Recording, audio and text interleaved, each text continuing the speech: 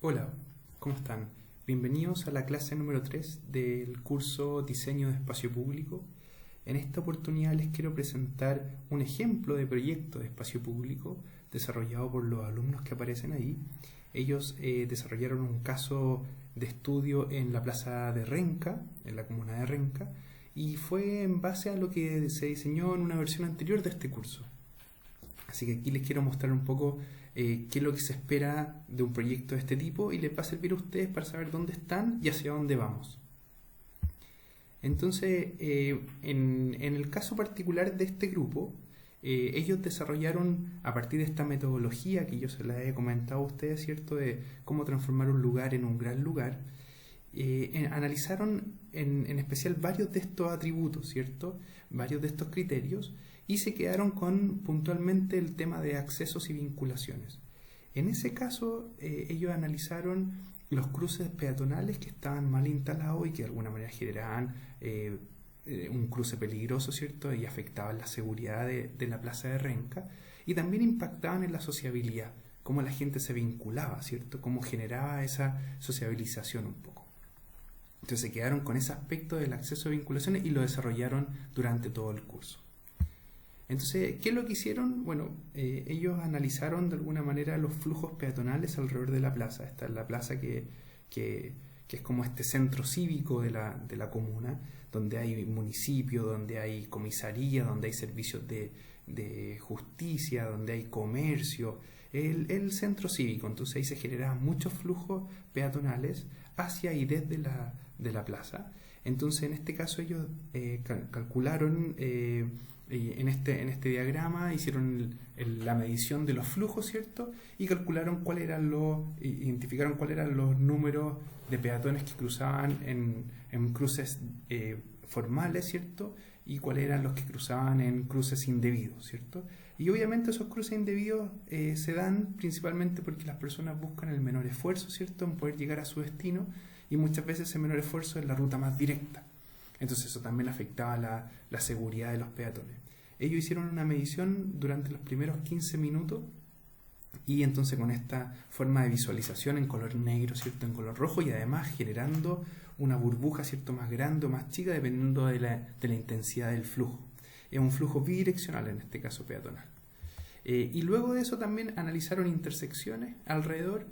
Una de ellas es una intersección semaforizada, donde también midieron los flujos peatonales que se generaban en ese sector, y esto se daba principalmente porque había un conflicto de viraje, ¿cierto?, con los vehículos que iban por Senador Jaime Guzmán y viraban a la izquierda, llegando, ¿cierto?, a la plaza. Entonces ahí se generaba un problema con ese número de peatones que marca ahí 165 peatones durante los 15 minutos. Era un alto flujo peatonal y se daba también un conflicto ahí por ese viraje. Entonces había que mejorar ahí la programación de los semáforos. Entonces, dado eso, ellos clasificaron primero el tema de los conflictos peatonales, ¿cierto?, en los cruces, y analizaron un primer cruce donde, no existía, en este cruce no hay semáforo, hay una demarcación bien pobre del cruce peatonal.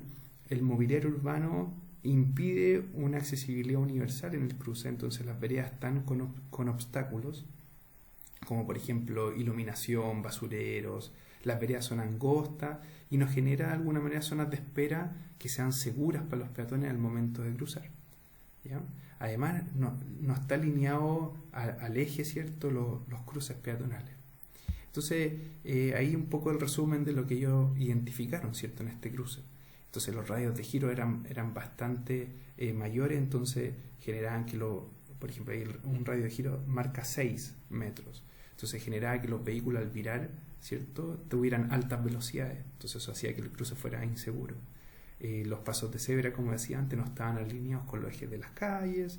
En fin, habían varias cosas que ellos fueron analizando en este cruce y que lo fueron y proponen ciertas mejoras para solucionar. Después había otro conflicto que ellos analizan, que es el cruce indebido, ¿cierto?, que la gente cruzaba por un lugar donde no estaba habilitado, y entonces eso generaba un peligro para los peatones, ¿cierto?, que tenían que enfrentar a vehículos que no no estaban de alguna manera correcta, ¿cierto? El cruce, y generaba entonces un conflicto ahí de accidente. Entonces la gente cruzaba por la mitad de la plaza y después cruzaba hasta servicio de justicia. Entonces ellos analizaron un poco a partir de eso también cuál era la distancia de la ruta alternativa, la ruta habilitada, y se daban cuenta que prácticamente era casi 3 veces, ¿cierto?, esa distancia. Entonces la gente al final prefiere ir por la ruta más directa, la de menos esfuerzo, y es cruzar directamente a mitad de cuadra. Entonces, cuantificando un poco estas distancias, ellos permitían justificar el comportamiento de los peatones en este caso. Y también ellos analizaron como tercer punto, como les decía, este cruce donde se genera este conflicto de viraje entre autos que venían, ¿cierto?, por la calle esta Jaime Guzmán y viraban, ¿cierto?, hacia la plaza, en este caso el movimiento 3-4. El movimiento 3-4 generaba un conflicto con los peatones que cruzaban la calle en el movimiento 4. Entonces el movimiento peatonal A-D, ¿cierto? Ese era el conflicto que se generaba.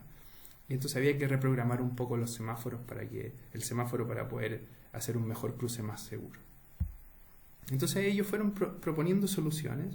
Primero en la parte de este cruce que no tenía semáforo, donde había falta de accesibilidad universal, generaron rebajes, ¿cierto?, que cumplían la normativa. Los radios de giro los redujeron a 1 metro y un poquito más, ¿cierto? Y eso permitía de alguna manera que el viraje de los autos fuera a una velocidad menor. Entonces ellos ponían, por ejemplo, estos volardos y extensión de vereda. También en ese sentido los ejes calzaban ahora con los cruces peatonales, eliminaban de alguna manera todo tipo de barrera física, todo lo que era mobiliario urbano iba por otro lado, no en la ruta accesible. Entonces eso generaba un cruce mucho más seguro, ¿ya? Entonces, puntualmente la demarcación es muy importante, seguía la normativa de accesibilidad y también incluían pavimento guía, que en este caso de alguna manera llegaba a este cruce y se enfrentaba con un pavimento táctil, que está en amarillo, ¿cierto?, y que demarca ahí que esa zona va a cambiar, ¿cierto?, porque viene un cruce. Entonces eso permitía también ayuda a las personas que no tienen vista, ¿cierto?, las personas ciegas. Además también el cruce incluía también esto que yo les decía, la vegetación, ¿cierto?, o a través de volardos que permitía que el cruce fuera un poco más protegido y se reducía ahí el radio de giro, ¿cierto? Entonces estos volardos se instalaban, ¿cierto?, y podían ser arbustos también, en el caso si se quisiera generar alguna vegetación también en esto como solución, ¿ya? Entonces esto permitía un cruce mucho más seguro. En el segundo punto, que era este cruce indebido a mitad de cuadra, ellos sugerían formalizar este cruce indebido con un rebaje de vereda, de nuevo, de acuerdo a la norma, con demarcación, ¿cierto?, con mobiliario urbano que no interrumpiera el paso, y esto permitía un cruce mucho más seguro. ¿Se fijan? Además, ellos proponían que ese cruce peatonal fuera en 3D.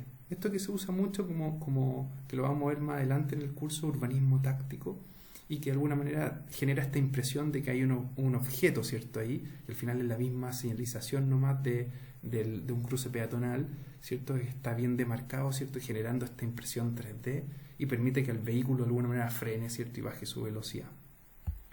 Y en el tercer análisis, ¿cierto?, de este cruce, donde había que reorganizar lo del semáforo, ellos proponían un cruce diagonal, con una distancia de cruce diagonal de 18 metros, y la programación era una tercera fase donde los peatones podían cruzar en todas las direcciones mientras el resto de los vehículos estaban rojos.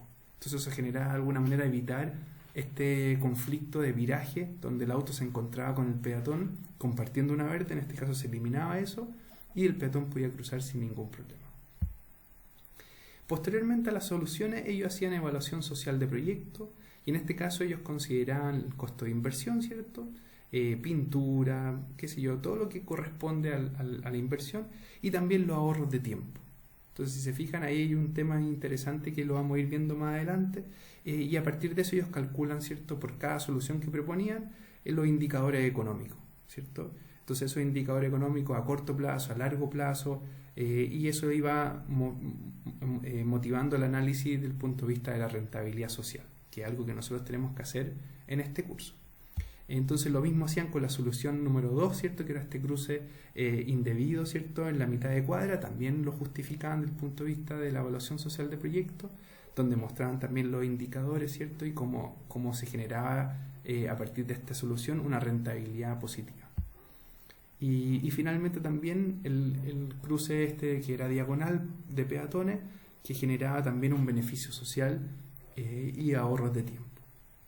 Se fijan entonces de nuevo, analizaban con un diagnóstico, proponían soluciones y después evaluaban de alguna manera con estos indicadores.